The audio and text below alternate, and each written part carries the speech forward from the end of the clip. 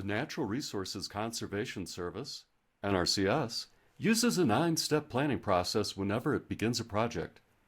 The purpose of the steps is to develop and implement plans to protect, conserve, and enhance natural resources within a social and economic perspective.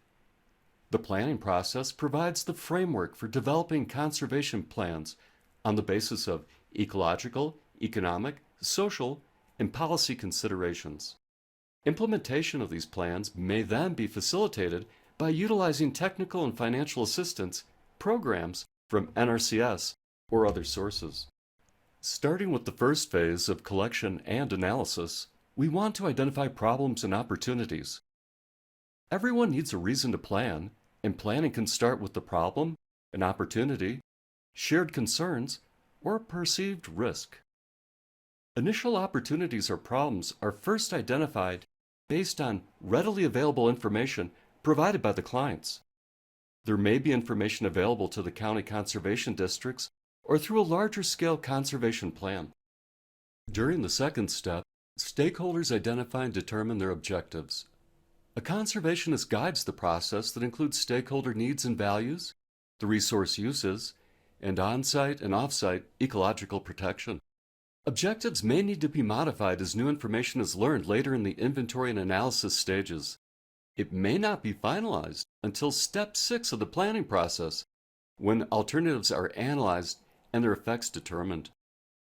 In the third step, appropriate natural resource economic and social information for the planning areas is collected.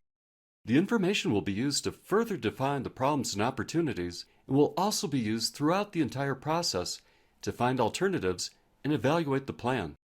It is important that as much information as possible be collected so that the plan will fit both the needs of landowners and the natural resources. Inventories can range from a farmstead or a small watershed all the way up to a complete inventory of resources for a state or for the entire nation. In the final step of the collection and analysis phase, we analyze resource data.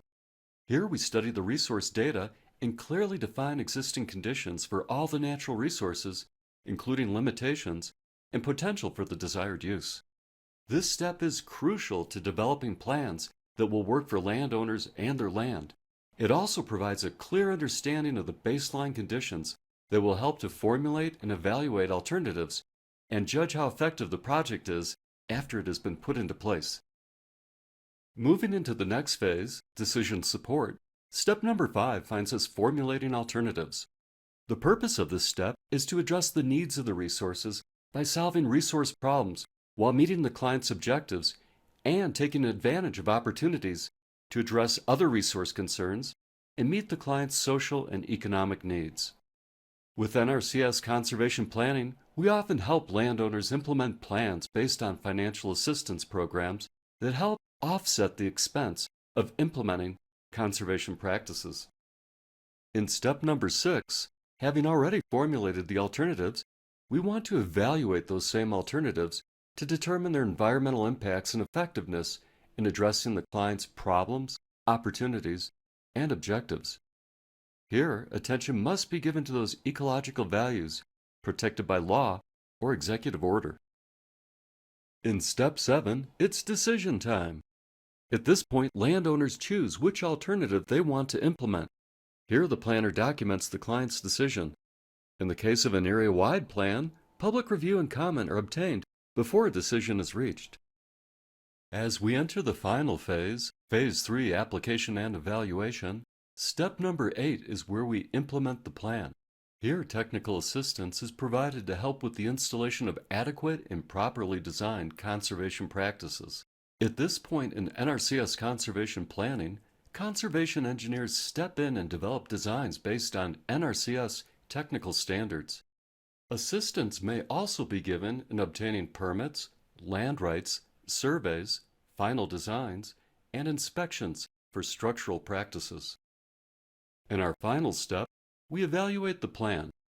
Remember, conservation planning is an ongoing process that continues long after the implementation of the conservation practice. By evaluating the effectiveness of the conservation plan or practice within a plan, NRCS can learn more about the specific effects of conservation practices in their work areas, and landowners can help NRCS determine how well the practices worked for them. Step 9 also provides an opportunity for NRCS to work with landowners to start planning additional conservation practices. This wraps up our quick overview of the NRCS 9 steps planning process. Remember, although the 9 steps are shown in sequence, the process is actually very dynamic and iterative. The process could start with any of the steps, even step 9. Cycling back to previous steps is often necessary. For example, steps 1 and 2 may not be finalized until step 4 is completed. Also, some planning activities may overlap planning steps, and some activities may not necessarily occur in a particular planning step each time. So be flexible and keep these steps in mind.